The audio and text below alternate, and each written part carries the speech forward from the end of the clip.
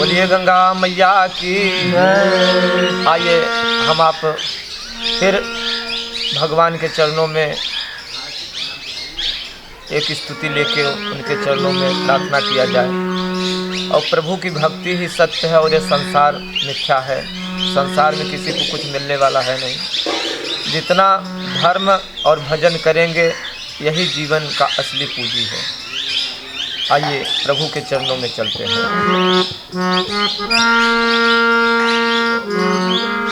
ना सर है ना सरगम है, ना लय ना तराना है। ना सर है ना सरगम है, ना लय ना तराना है। भोलेनाथ के चरणों में एक पुष्प चढ़ाना है।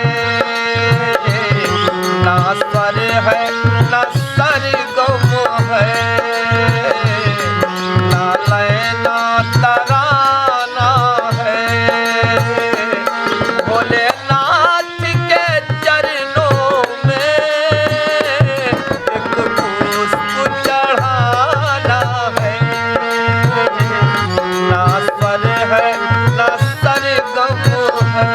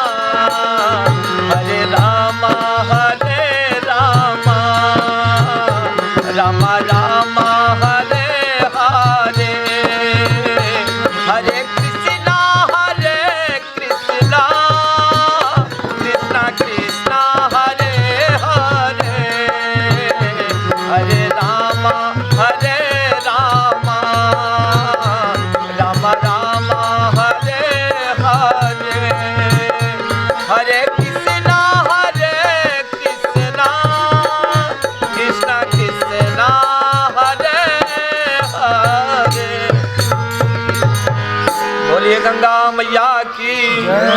अगर अच्छा लगे तो जरूर लाइक करिएगा और जीवन में उतारिएगा। जय जय सीताराम।